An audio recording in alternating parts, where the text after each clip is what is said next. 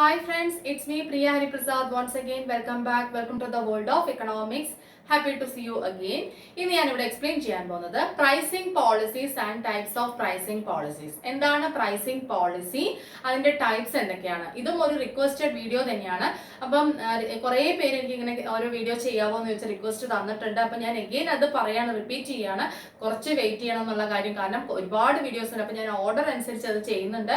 Okay, അപ്പം ഒരു ചെറിയ ഒരു ഡിലേ വരുന്നതിന് sorry for that. Okay then, come let's learn together. Let's begin the class. Before that, please try to subscribe my channel and support my channel.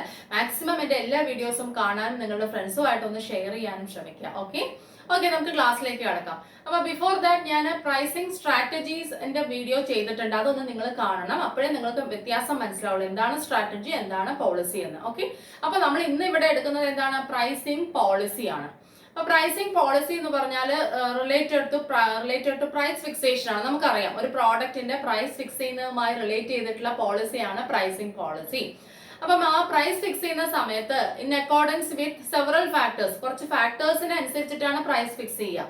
ഏതൊക്കെയാണ് ആ factors എന്ന് പറയുന്നത്? Cost of the product, ആ product produce ചെയ്യാൻ എത്ര cost വന്നു. Demand for the product, ആ പ്രോഡക്റ്റിന് എത്രത്തോളം ഡിമാൻഡ് ഉണ്ട്.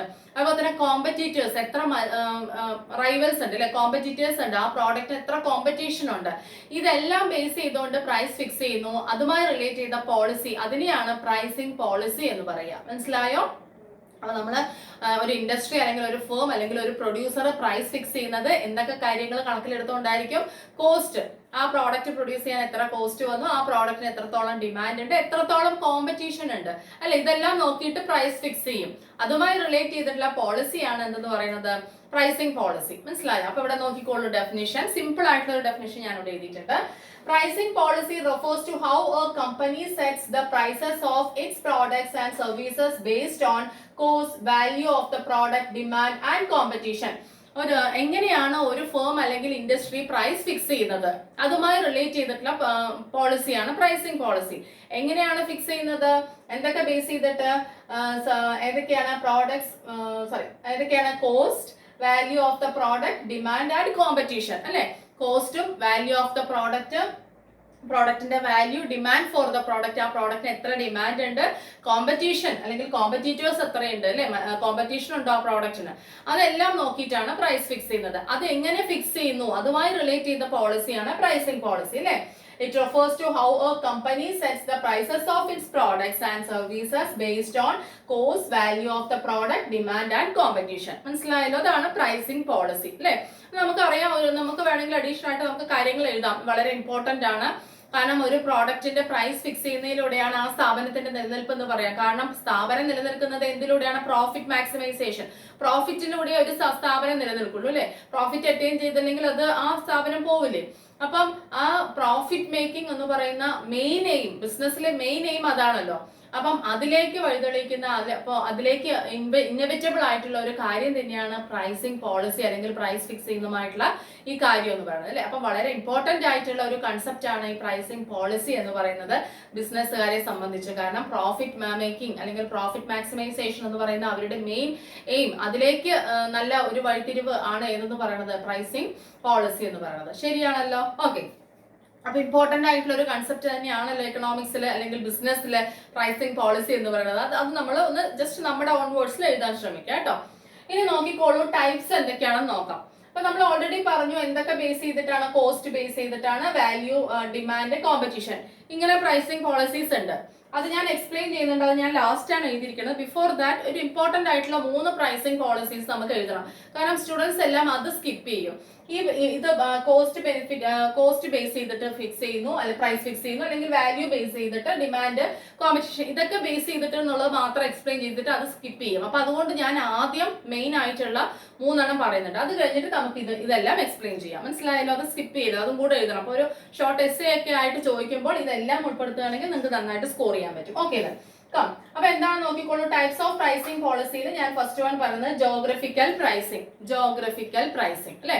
ഭൂമിശാസ്ത്രപരമായിട്ടുള്ള എന്ന് വെച്ചാൽ ഒരു പ്രത്യേക ഏരിയയിലോട്ടായിരിക്കും അതിൽ ഒരു ലൊക്കേഷൻ ബേസ് ചെയ്തിട്ടുള്ള പ്രൈസിംഗ് ആണ്. അതാണ് എന്തെന്ന് പറയുന്നത്, ജോഗ്രഫിക്കൽ പ്രൈസിംഗ് എന്ന് പറയുന്നത്.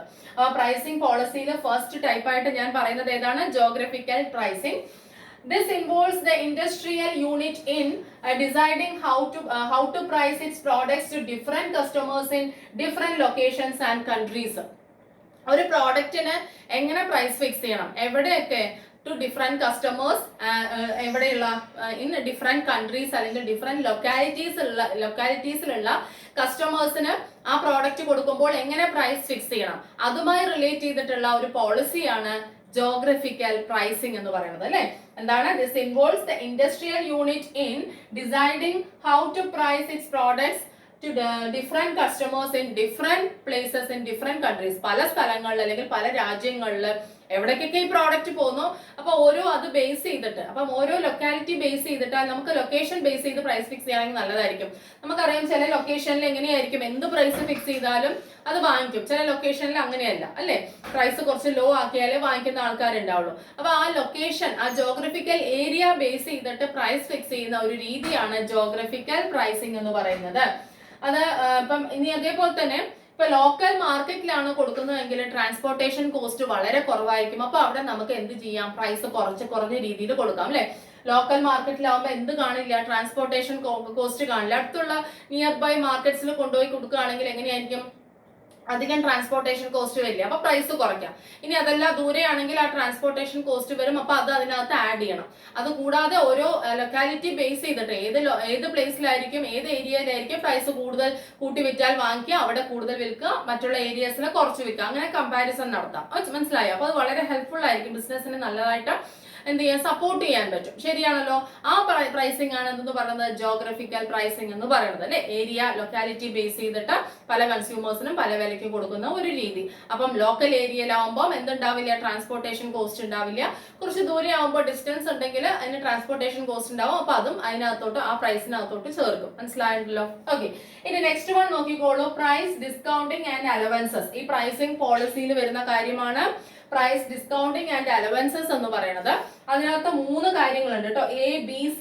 ഈ പ്രൈസ് ഡിസ്കൗണ്ട്, ഓരോരുത്തർക്ക് പ്രൈസ് ഡിസ്കൗണ്ട് കൊടുക്കുന്ന രീതിയാണ് കൺസ്യൂമേഴ്സിന്, അതും പാർട്ട് ഓഫ് പ്രൈസിംഗ് പോളിസി തന്നെയാണ് കേട്ടോ.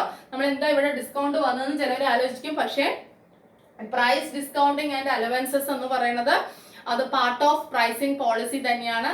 അതിനകത്ത് 3 രീതിയിൽ ഡിസ്കൗണ്ട് കൺസ്യൂമേഴ്സിന് കൊടുക്കുന്നുണ്ട്. 3 രീതിയിൽ. അത് ഏതൊക്കെയാണെന്ന് നോക്കിക്കോളൂ.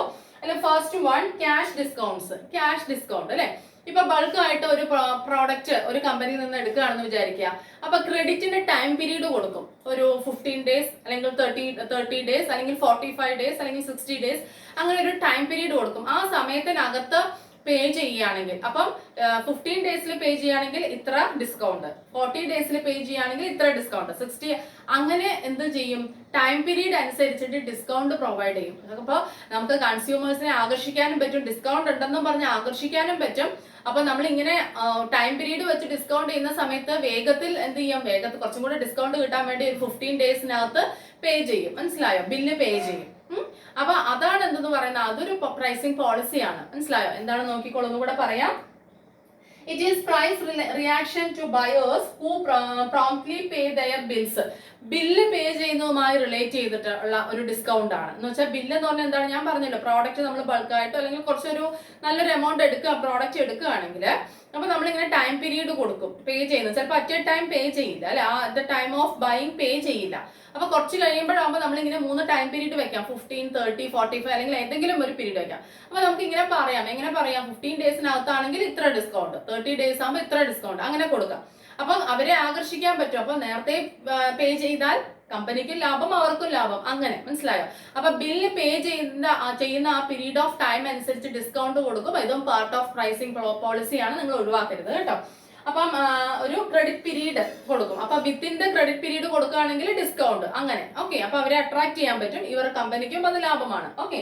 ഇനി നെക്സ്റ്റ് വൺ നോക്കിക്കോളൂ, ക്വാണ്ടിറ്റി ഡിസ്കൗണ്ട്സ്. നമുക്ക് പേര് കേൾക്കുമ്പോൾ തന്നെ അറിയാം അല്ലെ, ക്വാണ്ടിറ്റിയിൽ ഡിസ്കൗണ്ട് കൊടുക്കുക എന്ന് പറഞ്ഞാൽ ബൾക്കായിട്ട് വാങ്ങിക്കുന്ന സമയത്ത് നല്ല ഡിസ്കൗണ്ട് കൊടുക്കുക അല്ലെ. ഒരു പർട്ടിക്കുലർ ലിമിറ്റ് കഴിഞ്ഞിട്ട് പ്രോഡക്റ്റ് ഒരുമിച്ച് വാങ്ങിക്കുന്ന സമയത്ത് നല്ല ഡിസ്കൗണ്ട് കൊടുക്കില്ലേ, അതാണ് ക്വാണ്ടിറ്റി ഡിസ്കൗണ്ട്. അതും പാർട്ട് ഓഫ് പ്രൈസിംഗ് പോളിസി തന്നെയാണ്. It is a price reduction to those customers who pay in large volumes. അല്ലെ, ലാർജ് വോളിയൂംസ് പ്രോഡക്റ്റ് വാങ്ങി ലാർജ് എമൗണ്ട് പേ ചെയ്യുന്ന കസ്റ്റമേഴ്സിന് വേണ്ടിയിട്ടുള്ളതാണ്. അപ്പം ഒരു പർട്ടിക്കുലർ ക്വാണ്ടിറ്റി കഴിഞ്ഞ് കഴിഞ്ഞാൽ അവർക്ക് നല്ല റിഡക്ഷൻ കൊടുക്കും, പ്രൈസിൽ നല്ലോണം കട്ട് ചെയ്ത് കൊടുക്കും അല്ലെ. ശരിയല്ലേ? അങ്ങനെ ഓക്കെ, അപ്പം അതിനെയാണ് എന്തെന്ന് പറയുന്നത് ക്വാണ്ടിറ്റി ഡിസ്കൗണ്ട്. അതും പ്രൈസിംഗ് പോളിസിയുടെ ഒരു പാർട്ടാണ്. ഓക്കെ, അത് ശരിക്കും പറഞ്ഞാൽ ഇൻസെന്റീവ് ടു ബയേഴ്സ് ആണ്. ബയേഴ്സിനുള്ള ഇൻസെന്റീവ്സ് ആണ്, ശരിയല്ലേ? ഇൻസെന്റീവ് എന്ന് പറഞ്ഞാൽ അറിയാലോ, ബയേഴ്സിനുള്ള ഇൻസെന്റീവ് ആണ്. ലാർജ് ക്വാളിറ്റി ബൾക്ക് ആയിട്ട് വാങ്ങിച്ച് വലിയൊരു എമൗണ്ട് പേ ചെയ്യുമ്പോൾ അത് നല്ലോണം പ്രൈസിൽ റിഡക്ഷൻ കൊടുക്കും. മനസ്സിലായല്ലോ? അതും പാർട്ട് ഓഫ് പ്രൈസിംഗ് പോളിസി തന്നെയാണ്. Next one functional discounts. എന്താണ് ഫങ്ഷണൽ ഡിസ്കൗണ്ട്സ്? അപ്പം ഈ പ്രൈസ് ഡിസ്കൗണ്ടിങ് അതിനകത്ത് വരുന്നതാണ് കേട്ടോ, മൂന്നാമത്തെ functional discounts. It is offered by the manufacturer to trade channel members. Trade channel മെമ്പേഴ്സിന്, ഈ ട്രേഡ് ചാനൽ മെമ്പേഴ്സ് ഉണ്ടാവുമല്ലോ, അതായത് കസ്റ്റമേഴ്സിലേക്ക് എത്തിക്കുന്ന ഇടനിലക്കാരുണ്ടാവുമല്ലോ, അപ്പൊ അവർക്ക് ഓഫേഴ്സ് കൊടുക്കുകയാണ്. നിങ്ങൾ ഇത്രയും വിറ്റ് കഴിഞ്ഞാൽ അല്ലെ, അപ്പൊ അവര് ക്യാൻവാസ് ചെയ്യാനായിട്ട് പല രീതികളും ഉപയോഗിച്ച് വിറ്റ് കൊടുക്കുമല്ലോ സാധനം. അപ്പം മാനുഫാക്ചറർ അല്ലെങ്കിൽ പ്രൊഡ്യൂസർ, ഉൽപാദകൻ എന്ത് ചെയ്യും? ഫേമിന്റെ ഓണർ അല്ലെ, പ്രൊഡക്ഷൻ യൂണിറ്റിന്റെ ഓണർ അല്ലെങ്കിൽ പ്രൊഡ്യൂസർ എന്ത് ചെയ്യും? ഈ ട്രേഡ് ചാനൽസ് ഉണ്ടാവുമല്ലോ, അവർക്ക് ഒരു ഇത് കൊടുക്കും, ഇത്രയും ഒരു ടാർഗറ്റ് കൊടുക്കും, ഇത്രയും നിങ്ങൾ വിറ്റ് കഴിഞ്ഞാൽ നിങ്ങൾക്ക് ഇത്രയും കമ്മീഷൻ. അങ്ങനെ അതും പ്രൈസിംഗ് പോളിസിയുടെ ഒരു പാർട്ടാണ്. ഓക്കെ, അപ്പൊ എന്താണ് പറഞ്ഞത്? ഫങ്ഷണൽ ഡിസ്കൗണ്ട്സിൽ പറഞ്ഞത് it is offered by the manufacturer to trade channel members. Trade channel മെമ്പേഴ്സിന് ഓഫർ ചെയ്യാണ്. അപ്പൊ അവരെ അട്രാക്ട് ചെയ്യാണ്. നിങ്ങൾ ഇത്രയും വിറ്റ് കഴിഞ്ഞാൽ നിങ്ങൾക്ക് ഒരു ഇത് കമ്മീഷൻ അങ്ങനെ കിട്ടുമല്ലോ. അപ്പൊ അതും ഒരു പ്രൈസിംഗിന്റെ ഒരു പാർട്ട് തന്നെയാണ്, പ്രൈസിംഗ് പോളിസിയുടെ ഒരു പാർട്ട് തന്നെയാണ്. മനസ്സിലായല്ലോ? ഓക്കെ, അപ്പൊ നോക്കിക്കോളൂ. പ്രൈസ് ഡിസ്കൗണ്ടിങ് അലവൻസസിൽ 3 പറഞ്ഞു. ക്യാഷ് ഡിസ്കൗണ്ട്സ്, അത് ക്രെഡിറ്റ് പേ ചെയ്യുന്ന, വേഗം പേ ചെയ്യുന്നവർക്കുള്ള ഡിസ്കൗണ്ട്. ക്വാണ്ടിറ്റി ഡിസ്കൗണ്ട്, കൂടുതൽ അളവ് പർച്ചേസ് ചെയ്യുമ്പോഴുള്ള ഡിസ്കൗണ്ട് കൊടുക്കുക. ഇത് ഫങ്ഷണൽ ഡിസ്കൗണ്ട് എന്ന് പറഞ്ഞാൽ ട്രേഡ് ചാനൽ മെമ്പേഴ്സിന് കൊടുക്കുന്ന ഇൻസെന്റീവ്സ് ഒക്കെയാണ്, അവരെ അട്രാക്ട് ചെയ്യിപ്പിക്കുക, കൂടുതൽ വിൽപ്പിക്കാനായിട്ട്. ശരിയാണല്ലോ? ഓക്കെ, ഇനി നോക്കിക്കോളൂ.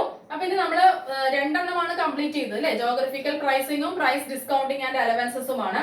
ഇനി third one sealed bidding on competitive bidding അല്ലെ. എന്താണ് സീൽഡ് ബിഡിംഗ് എന്ന് പറയുന്നത് ഓർ കോമ്പറ്റീറ്റീവ് ബിഡിംഗ് എന്ന് പറയുന്നത്? നമ്മൾ ഈ ടെൻഡർ നോട്ടീസ് ഒക്കെ കണ്ടിട്ടുണ്ടാവും അല്ലെ, പേപ്പറിലും അതിലൊക്കെ ടെൻഡർ നോട്ടീസ്. അപ്പൊ ഗവൺമെന്റിന്റെ ഒക്കെ എന്തെങ്കിലും ഒരു സംരംഭം തുടങ്ങുന്ന സമയത്ത് ടെൻഡർ കൊടുക്കും. അപ്പം ഓപ്ഷൻ ഒക്കെ നടക്കും അല്ലെ, ലേലം എന്നൊക്കെ പറഞ്ഞിട്ട്. ഓപ്ഷൻ എന്ന് പറഞ്ഞാൽ എന്താ? ലേലം.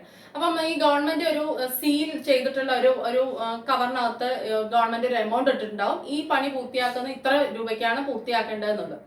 അപ്പം ആ എമൗണ്ട് ആര് പറയുന്നു, അങ്ങനെ ഇൻട്രസ്റ്റഡ് ആയിട്ടുള്ള കാൻഡിഡേറ്റ്സിനെ പേപ്പർ വഴിയും ഒക്കെ പരസ്യം കൊടുത്തിട്ട് വിളിക്കും. എന്നിട്ട് ആ ഒരു പ്രൈസ് ഗവൺമെന്റ് ഫിക്സ് ചെയ്തിട്ടുണ്ടാവും അല്ലെ. അപ്പം അത് തരാൻ റെഡി ആയിട്ടുള്ളത് അല്ലെങ്കിൽ അതിന്റെ ഏറ്റവും അടുത്ത ഇതിന് വരുന്ന ആൾക്കാർക്ക് അത് കൊടുക്കും. മനസ്സിലായി? എന്നിട്ട് അതിന് ശേഷമേ ആ സീൽ പൊട്ടിച്ച് കൊടുക്കുള്ളൂ. അതാണ് എന്തെന്ന് പറയുന്നത്, ഈ സീൽഡ് ബിഡിംഗ് അല്ലെങ്കിൽ എന്തെന്ന് പറയുന്നത്. അതേപോലെ തന്നെ കോമ്പറ്റീറ്റീവ് ബിഡിംഗ് എന്ന് പറയുന്നത്. അപ്പൊ ഈ കോമ്പറ്റീഷൻ കൂടുന്ന സമയത്ത് ആർക്ക് കൊടുക്കും? ഗവൺമെന്റ് എന്തെങ്കിലും ഒരു കാര്യം ഉണ്ടെങ്കിൽ. അപ്പൊ ഇത് പബ്ലിക് സെക്ടറിൽ മാത്രം, പബ്ലിക് സെക്ടറിൽ വരുന്ന ഒരു കാര്യമാണ് കേട്ടോ. അപ്പൊ ടെൻഡർ വിളിക്കും, അതാണ് ഈ ടെൻഡർ വിളിക്കാന്ന് പറഞ്ഞത്. അപ്പൊ ഗവൺമെന്റ് ഒരു എമൗണ്ട് നിശ്ചയിച്ച് കവറിനകത്ത് ആക്കി സീൽ ചെയ്തിട്ടുണ്ടാവും, ഇത് ആർക്കും അറിയില്ല. എന്നിട്ട് ആൾക്കാരെ വിളിക്കും, അവര് ഈ പ്രോജക്റ്റിന് എത്രയാണ് നിങ്ങൾ ഇടുന്നത്, അത് അതിന്റെ അടുത്ത് ആര് വരുന്നു അല്ലെങ്കിൽ അത് കറക്റ്റ് ആയിട്ട് ആര് വരുന്നു അതനുസരിച്ച് കൊടുക്കും. അതാണ് കേട്ടോ. അങ്ങനെ ഒരു പ്രൈസിങ്, അതും പ്രൈസിംഗ് പോളിസിയുടെ ഭാഗത്തിൽ തന്നെയാണ് വരുന്നത്, സംശയം വേണ്ട. ഓക്കെ, അതാണ് ഈ സീൽഡ് ബിഡിംഗ് അല്ലെങ്കിൽ കോമ്പറ്റീറ്റീവ് ബിഡിംഗ് എന്ന് പറയുന്നത്. ഓക്കെ, ക്ലിയർ ആക്കുക കേട്ടോ അത് കാര്യം. അപ്പൊ ടെൻഡർ വിളിക്കുന്ന കാര്യം ഞാൻ പറഞ്ഞു തന്നില്ലേ, മനസ്സിലായില്ലേ? ഓക്കെ, ഇനി നെക്സ്റ്റ് വൺ നോക്കിക്കോളൂ. നമ്മുടെ ഇനി പ്രൈസിംഗ് പോളിസീസ് നമ്മൾ ഈ പറഞ്ഞ കാര്യങ്ങളാണ് നമ്മൾ എഴുതുന്നത്.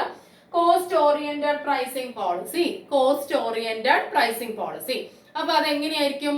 കോസ്റ്റ് ബേസ് ചെയ്തിട്ട് കംപ്ലീറ്റ്ലി ആ പ്രോഡക്റ്റിന് എത്ര കോസ്റ്റ് വരുന്നുണ്ട് അതനുസരിച്ചിട്ട് അതിന്റെ മാർജിനൽ കോസ്റ്റ് അല്ലെ, പ്ലസ് ഒരു പ്രോഫിറ്റ് മാർജിൻ ചേർക്കുക. ഓക്കെ, അങ്ങനെ ആ പ്രോഡക്റ്റിന് എത്ര കോസ്റ്റ് വരുന്നുണ്ട് പ്ലസ് പ്രോഫിറ്റ്, പ്രൊഡ്യൂസർക്ക് കിട്ടേണ്ട പ്രോഫിറ്റ്, അങ്ങനെ പ്രൈസ് ഫിക്സ് ചെയ്യുന്നതിനെയാണ് നമ്മൾ എന്തെന്ന് പറയുക? കോസ്റ്റ് ഓറിയന്റഡ് പ്രൈസിംഗ് പോളിസി എന്ന് പറയാം. ഇത് ചെറുതായിട്ട് ഇതിന്റെ കണ്ടന്റ്സ് എന്തിനകത്ത് വരും? പ്രൈസിംഗ് സ്ട്രാറ്റജിക്കകത്ത് വരും. ഓക്കെ, മനസ്സിലായോ? അതിനകത്ത് നമ്മൾ പഠിച്ചിട്ടുണ്ടാവും. അപ്പൊ കോസ്റ്റ് ഓറിയന്റഡ് എന്ന് പറഞ്ഞാൽ markup pricing, marginal cost pricing എന്നൊക്കെ പറയുന്നു വെച്ചാല് ഫേമിന്റെ മാർജിനൽ കോസ്റ്റ് എത്രയാണ് അല്ലെങ്കിൽ ടോട്ടൽ കോസ്റ്റ് എത്രയാണ്, അത് പ്ലസ് ഒരു പ്രോഫിറ്റ് മാർജിൻ, പ്രൊഡ്യൂസർക്ക് കിട്ടേണ്ട പ്രോഫിറ്റ്, അത് പ്ലസ് ചെയ്തിട്ട് എന്ത് ഫിക്സ് ചെയ്യും? പ്രൈസ് ഫിക്സ് ചെയ്യും. അതിനെയാണ് കോസ്റ്റ് ഓറിയന്റഡ് പ്രൈസിംഗ് എന്ന് പറയുന്നത്. അപ്പൊ കോസ്റ്റ് ഓറിയന്റഡ് പ്രൈസിംഗ് എന്ന് പറഞ്ഞാൽ ഒരു പ്രോഡക്റ്റിന്റെ price Producer tries to fixes the price of a product in accordance with the cost of production of that product. ആ ഒരു പ്രൊഡ്യൂസർ ഒരു പ്രോഡക്റ്റിന് പ്രൈസ് ഫിക്സ് ചെയ്യുന്നത് ആ പ്രോഡക്റ്റിന് എത്ര കോസ്റ്റ് ഉണ്ടായി അതനുസരിച്ചിട്ട്. അത് പല രീതിയിലായിരിക്കും ഓരോരുത്തർ ചെയ്യുന്നത്. Total cost plus profit margin ആയിരിക്കും, അതല്ലെങ്കിൽ മാർജിനൽ കോസ്റ്റ് പ്ലസ് പ്രോഫിറ്റ് കിട്ടേണ്ട പ്രോഫിറ്റ്, അങ്ങനെ ചെയ്യും. മാർക്കപ്പ് പ്രൈസിംഗ് എന്നൊക്കെ അതിന് നമ്മൾ സ്ട്രാറ്റജീസിൽ പഠിച്ചിട്ടുണ്ട്. മനസ്സിലായല്ലോ? അപ്പൊ കോസ്റ്റ് ബേസ്ഡ് പ്രൈസിംഗ് നിങ്ങൾക്ക് എഴുതാൻ പറ്റുമെന്ന് ഞാൻ വിശ്വസിക്കുന്നു. ഓക്കെ, ഇനി നെക്സ്റ്റ് വൺ നോക്കിക്കോളൂ. Customer demand oriented pricing policy. Fifth one നോക്കിക്കോളൂ. Customer demand oriented pricing policy. കസ്റ്റമറുടെ ഡിമാൻഡ് അനുസരിച്ചിട്ട്, അതായത് ഒരു പ്രോഡക്റ്റിന്റെ പ്രൈസ് ഫിക്സ് ചെയ്യുന്നത് in accordance with the quantity demanded of that commodity. ഒരു കമ്മോഡിറ്റിക്ക് പ്രൈസ് ഫിക്സ് ചെയ്യുന്നത് ആ കമ്മോഡിറ്റിക്ക് എത്ര ഡിമാൻഡ് ഉണ്ട്, ജനങ്ങൾ എത്ര ഡിമാൻഡ് ചെയ്യുന്നു, ഓക്കെ, എത്ര അളവ് ഡിമാൻഡ് ചെയ്യുന്നു അതനുസരിച്ച്. അപ്പൊ നമുക്കറിയാം ഹൈ ഡിമാൻഡ് ആണെങ്കിൽ, നല്ല ഡിമാൻഡ് ഉണ്ടെങ്കിൽ എന്ത് ചെയ്യും, നല്ല പ്രൈസിന് അങ്ങ് വിൽക്കാം. ഇനി അതല്ല ഡിമാൻഡ് കുറച്ച് മാർക്കറ്റിൽ കുറവാണ് ആ പ്രോഡക്റ്റിന് എങ്കിൽ കുറച്ച് എന്ത് ചെയ്യേണ്ടി വരും, ലോ പ്രൈസിന് ഫിക്സ് ചെയ്യേണ്ടി വരും. ശരിയല്ലേ? അപ്പം അത് ശരിക്കും പറഞ്ഞാൽ ഒരു ട്രൂലി നല്ല ട്രൂ ആയിട്ട് ശരിക്കും ബിസിനസ്സിന് നല്ല രീതിയിൽ മൂവ് ചെയ്യാൻ പറ്റുന്നതാണ്. ഡിമാൻഡ് അനുസരിച്ച് പ്രൈസ് ഫിക്സ് ചെയ്യുകയാണെങ്കിൽ എളുപ്പം മാർക്കറ്റ് ക്യാപ്ചർ ചെയ്യാൻ പറ്റും. നല്ല ഡിമാൻഡ് ഉണ്ടെങ്കിൽ നല്ല പ്രൈസ് ഫിക്സ് ചെയ്താലും കുഴപ്പമില്ല. കോമ്പറ്റീഷനൊക്കെ നമുക്ക് കുറച്ചൊരു പരിധി വരെ കോമ്പറ്റീറ്റേഴ്സിനൊക്കെ ഒന്ന് മാറ്റി നിർത്താൻ പറ്റും, നല്ല ഡിമാൻഡ് ഇവരുടെ പ്രോഡക്റ്റിന് ഉണ്ടെങ്കിൽ. മനസ്സിലായോ? അതല്ല ഡിമാൻഡ് കുറച്ച് കുറവാണെങ്കിൽ ആ സമയത്ത് പ്രൈസ് കുറച്ച് കുറയുകയാണെങ്കിൽ ഇവർക്ക് ഇൻവെന്ററീസ് ഒഴിവാക്കി വിറ്റ് പോകാനായിട്ട് സഹായിക്കും. മനസ്സിലായോ? അപ്പൊ ഇവിടെ എന്താണ് ഡിമാൻഡ് ഓറിയന്റഡ് പ്രൈസിംഗ് എന്ന് പറയുന്നത്? എന്താണ്, ഡിമാൻഡ് നോക്കിയിട്ട് ആ പ്രോഡക്റ്റിന് എത്രത്തോളം ഡിമാൻഡ് ഉണ്ട് അതനുസരിച്ചിട്ട് മാത്രം. ഓക്കെ, ഇനി കൂടുതൽ അതിനകത്ത് എക്സ്പ്ലനേഷൻസ് ആവശ്യമില്ലല്ലോ. ഓക്കെ, ഇനി നെക്സ്റ്റ് വൺ നോക്കിക്കോളൂ. Competition oriented pricing policies. Competition oriented, ഒരു പ്രോഡക്റ്റിന് എത്ര കോമ്പറ്റീറ്റേഴ്സ് ഉണ്ട് അല്ലെ? നമുക്കറിയാം ചില പ്രോഡക്ട്സിന് ഇഷ്ടം ഓരോ മാർക്കറ്റിൽ കോമ്പറ്റീറ്റേഴ്സ് ഉണ്ട്, അതുപോലത്തെ സബ്സ്റ്റിറ്റ്യൂട്ട് ചെയ്യാനുള്ള പ്രോഡക്ട്സ് ഒരുപാട് ഉണ്ടാവും. അപ്പൊ അങ്ങനെ സബ്സ്റ്റിറ്റ്യൂട്ട്സ് ഒരുപാട് ഉണ്ടെങ്കിൽ നമ്മുടെ പ്രോഡക്റ്റിന് പ്രൈസ് കുറച്ചേ മതിയാവും. കാരണം കോമ്പറ്റീറ്റേഴ്സ് ഉണ്ട്. നമ്മുടെ പ്രോഡക്റ്റിന് കൂടിയാൽ മറ്റുള്ള പ്രോഡക്റ്റിലേക്ക് ആൾക്കാർ അങ്ങോട്ട് ജമ്പ് ചെയ്യും.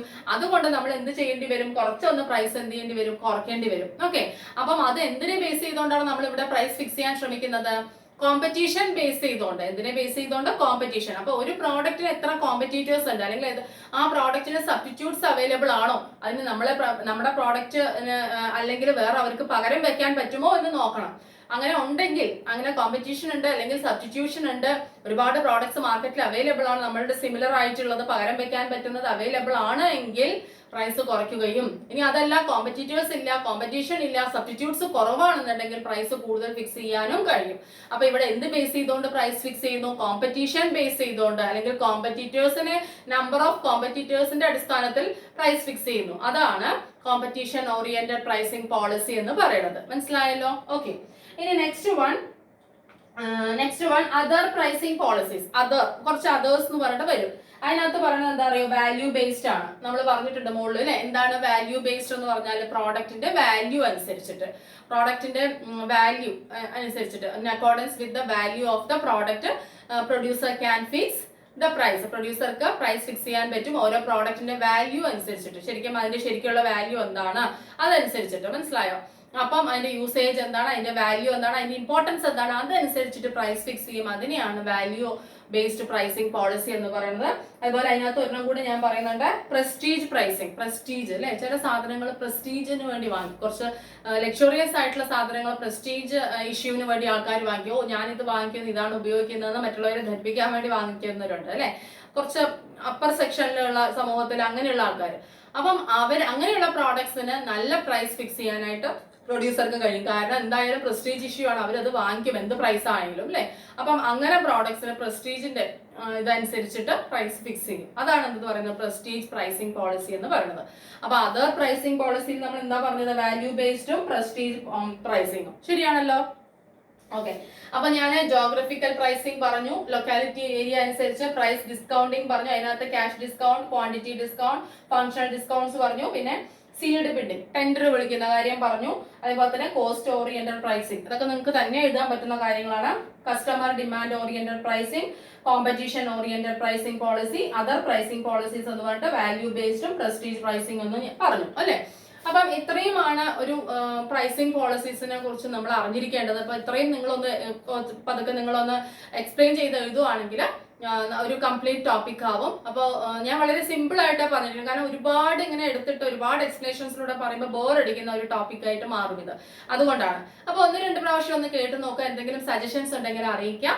അപ്പോൾ BCom BBA MBA സ്റ്റുഡൻസിനൊക്കെ വളരെ യൂസ്ഫുൾ ആയിരിക്കും. അപ്പോൾ maximum try to watch it, try to follow my channel. വീണ്ടും അടുത്ത വീഡിയോയിലൂടെ കാണുന്നതായിരിക്കും. It's me Priya Hariprasad. Thank you. Thanks allot.